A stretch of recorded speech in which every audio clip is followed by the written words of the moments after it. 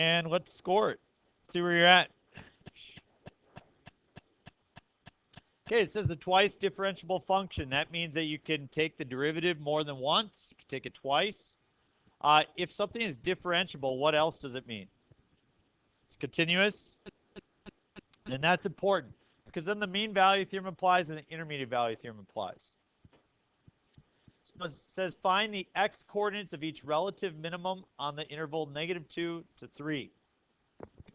What does it mean to have a minimum? What changes from negative to positive? The derivative. So the derivative of f right here, okay? Does it change from negative to positive? Where? Right at this spot. At 1, it changes from negative to positive. So at 1. So what is the relative minimum then? 2. So you can see the first explanation that you want to have is as follows. The relative minimum happens when f prime of x changes from negative to positive. That's part of the justification of your answer. F prime of x changes from sign from negative to positive at x equals 1.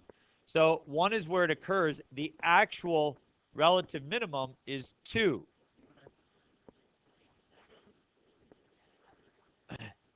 I believe that they will give you no points for saying that f of 1 is equal to 2.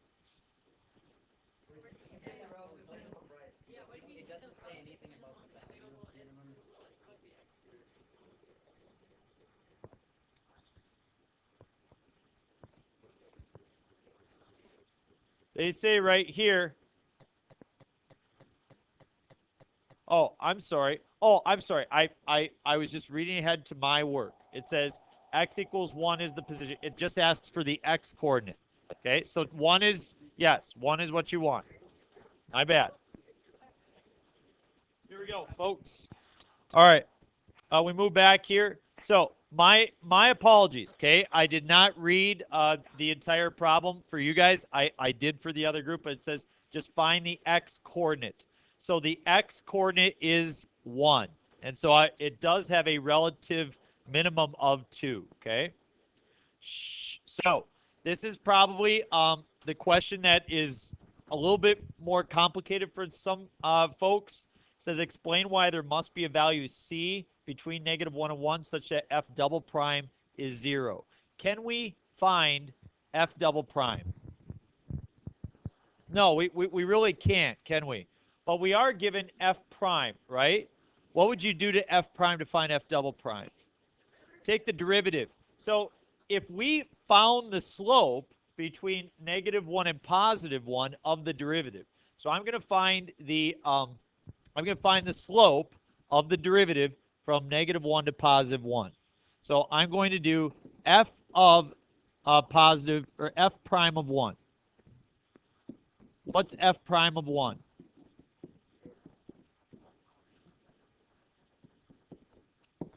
And I get 0 for f prime of 1. What is f prime of -1? Over 2. So you guys, this is exactly what the problem is saying. You have to think to this picture when it's asking you this. You have to think, okay, it's giving me f prime of x. That's what I'm given in this problem. It's saying that f prime of -1 has a height of 0, and f prime of +1 has a height of 0. So does there have to be somewhere between there where the derivative is 0? Okay, so if you found that the slope is 0 there, so somewhere between it, there also has to be a derivative, or a second derivative in this case, equal to 0. Why? That's because of the mean value theorem. So when I do that, I get 0. The mean value theorem, MVT, guarantees a value c in -1, 1 such that f double prime of c is equal to 0. Okay, so you have to invoke the mean value theorem. I'll go through the scoring in a second on it. Well, I'll pull it up right now so you can see.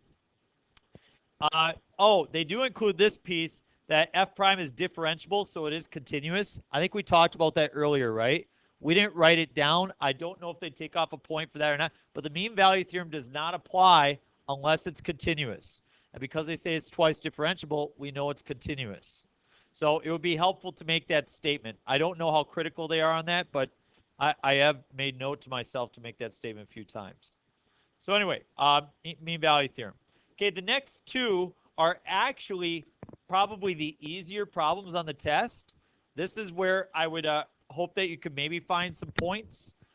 Problem C says find the derivative of h, right?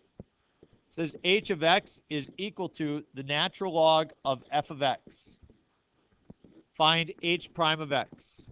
Somebody tell me, what rule do I use to find h prime? Chain rule. Okay, what's the inside? F of x. What's the outside? Of, what's the derivative of natural log of u? Over u. What's the derivative of f of x?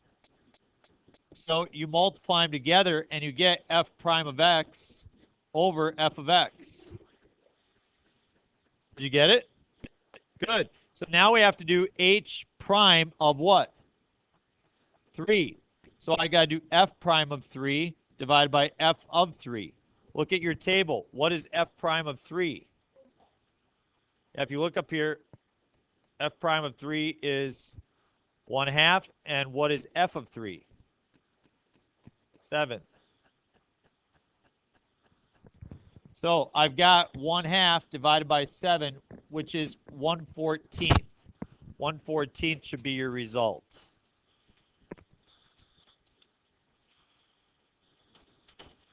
Okay.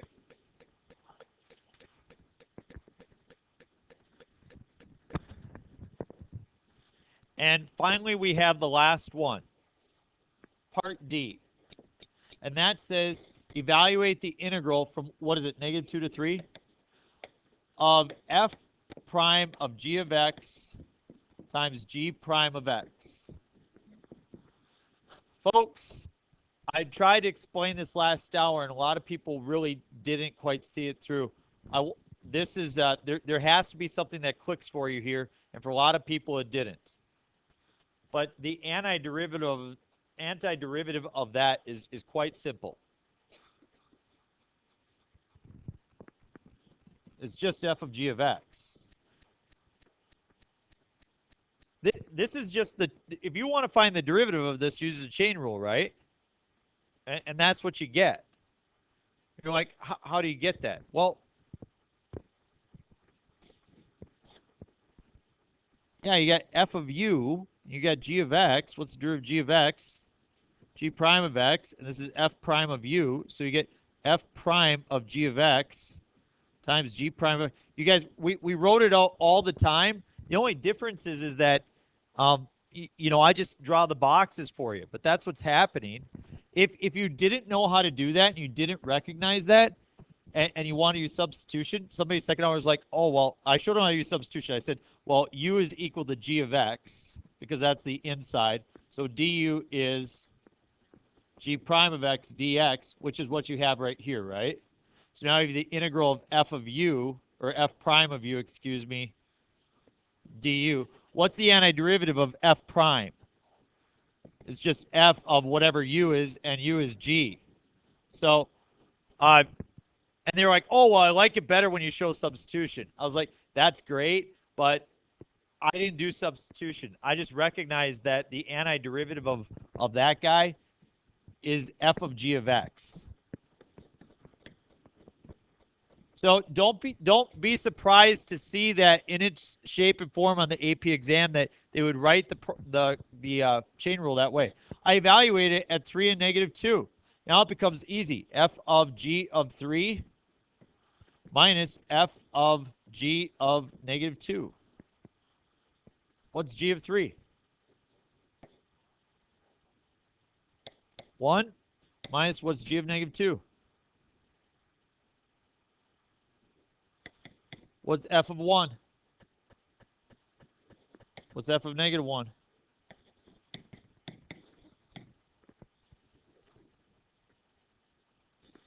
So can see that each problem, it's just, you know, it's recognizing something. In the first problem, it's recognizing you change from negative to positive. In the second one, it's recognizing this is mean value theorem. Third one, it's recognizing set up the chain rule. And the fourth one, it's recognizing the antiderivative of the chain rule. And if you see those, then the rest of the problem isn't that difficult. So here's what you have to score. So check this out, and I'm going to record your score so I can compare it later on when we try these problems again. If you get number 1 right, and you have to have the justification, so you have to have x equals 1, and you have to have the justification that your sign changes from negative to positive. If you didn't have both of those, you don't get those points. So that'll be 1. This one right here, if you do f prime of 1 minus f prime of negative 1 equals 0, you get 1 point for that. The second point would be the explanation using the mean value theorem. You have to use the mean value theorem, it says. 3 points for finding h prime. So if you got 1 over f of x times f prime of x, I wrote mine as f prime of x over f of x. That would give you 2 points. And then if you plug in the 3 correctly to come up with 1/14th, the answer, that gets you a point there. That's a total of 3. And then the last one, it says 2 points for the fundamental theorem of calculus. That just means that in this situation, you're looking for an antiderivative, which is f of g of x. And then you're going to evaluate it at at 3 and negative 2. You get 1 point for actually evaluating and coming up correctly. So, total of 9 points.